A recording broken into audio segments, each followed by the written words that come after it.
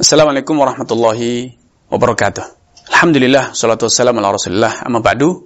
Anggota grup Dirasat Islamiyah yang semoga senantiasa dirahmati Allah subhanahu wa ta'ala. Berbicara tentang pernikahan itu seharusnya dilakukan secara terbuka, terang-terangan, sehingga siap untuk disaksikan oleh siapapun. Karena dalam pernikahan itu ada batasan-batasan yang tidak boleh dilanggar. Wanita hanya boleh menikah dengan satu pria. Tidak boleh ada poliandri. Satu orang wanita memiliki suami 2 atau 3 atau lebih. Sehingga kalau tidak ada persaksian dan juga tidak dideklarasikan secara terbuka, berpotensi wanita-wanita yang lemah iman, dia bisa jadi mengaku bujang, menikah lagi dengan lelaki lain. Atau sebaliknya, lelaki-laki hidung keranjang yang sudah memiliki 4 orang istri, bisa jadi dia mengatakan, saya belum menikah. Kenapa? Tidak ada bukti. Namun ketika itu dideklarasikan ada buktinya, lelaki tersebut tidak gampang untuk bisa mengelabui orang lain dengan dalih bahwa dianya masih bujang, masih lajang, dan seterusnya. Dan kemudian juga adanya saksi ini dalam rangka memproteksi, melindungi hak-hak anak keturunan. Karena bisa jadi seorang suami, seorang laki-laki menikah dengan seorang wanita, kemudian bercerai, menikah lagi dengan wanita, bercerai, kemudian menikah lagi dengan wanita, bercerai. Bisa jadi itu terjadi di berbagai kota, di berbagai daerah yang berbeda-beda. Kalau tidak ada persaksian, pernikahan itu dilakukan secara sirri, secara sembunyi-sembunyi, maka bisa jadi suatu saat hak-hak anak yang terlahir dari hubungan pernikahan yang sah itu akan terabaikan, tidak dinafkahi, tidak mendapatkan waris, dan lain sebagainya. Nah tentu ini menimbulkan mafsadah yang sangat besar. Bukan hanya bagi istri atau hanya kepada suami, tapi juga kepada anak keturunan. Dan salah satu hal yang juga sepatutnya dipertimbangkan, seringkali dalam pernikahan terjadi kebuntuan interaksi, kebuntuan komunikasi antara suami dan istri. Apalagi salah satunya memiliki niat buruk, etikat buruk untuk menzalimi, membalas dendam, kecewa, sakit hati, ingin melampiaskan sakit hatinya, maka dia tidak mau mengakhiri hubungan secara resmi, tetapi lelaki tersebut ingin membiarkan wanita itu mu'allaqah, terkatung-katung, tidak sebagai istri yang dilayani sebagaimana mestinya, tapi juga tidak diceraikan agar dia bisa menikah lagi dengan lelaki lain, dibiarkan terkatung-katung. Nah, kalau kasus ini terjadi pada pernikahan yang tidak ada saksinya, maka tentu penyelesaiannya sangat sulit. Di zaman sekarang saja, walaupun ada saksi, namun ketika pernikahan itu dilakukan di bawah tangan, alias pernikahan siri, pernikahan yang tidak ditetapkan, tidak didaftarkan di KUA, kantor urusan agama setempat. Ketika terjadi kebuntuan komunikasi, istri ingin melepaskan dirinya dari ikatan pernikahan ini, dia tidak lagi bisa melakukan. Kenapa? Suami merasa dia tidak ingin menceraikan. Dia ingin mempertahankan sebagai istri. Agar apa? Agar dia masih tetap bisa menzalimi istrinya. Agar dia bisa melampiaskan kesewenang-wenangnya kepada wanita tersebut. Beda halnya ketika mereka menikah secara legal, secara terang-terangan dan legal, terdaftar di kantor urusan agama setempat. Maka tatkala terjadi tindak kesewenang-wenangan dari suami, maka sang istri bisa mendapatkan pelindungan hak. Dengan cara apa? Dengan mengajukan gugatan cerai di pengadilan agama. Dan karena ia memiliki dokumen-dokumen formal yang lengkap dan ada backup data di kantor urusan agama, maka pemerintah dalam hal ini pengadilan agama bisa intervensi atas kesewenang-wenangan suami tersebut.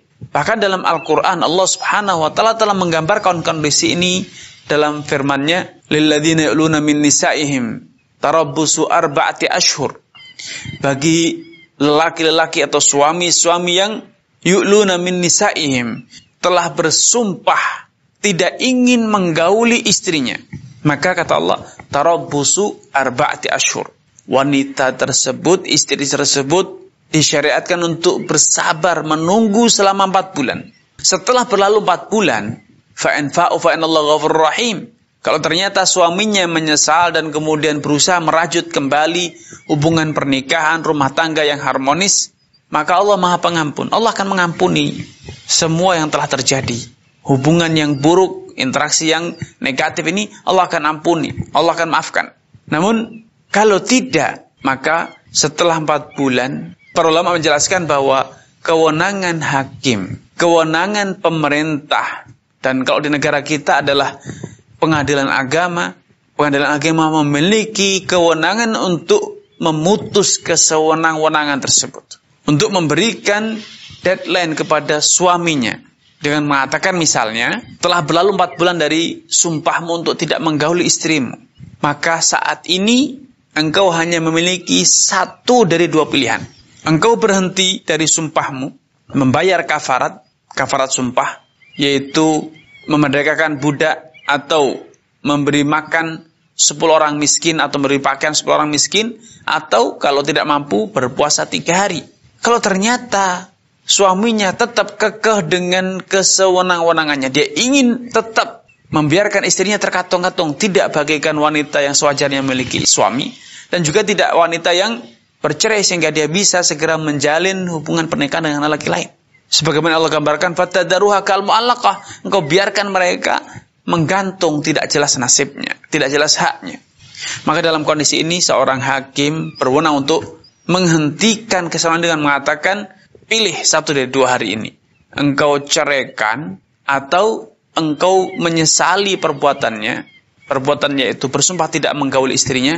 Kalau ternyata suami kekeh tidak mau memilih 1 dari 2 itu, maka kewenangan hakim pengadilan agama untuk memutus secara hukum perdata, menerbitkan keputusan hukum yang mengakhiri, memutus ikatan pernikahan antara lelaki dan wanita tersebut, dalam rangka mengakhiri praktek zalim-zalimi, dalam rangka memadamkan api-api dendam kesumat yang akan ada dalam diri keduanya.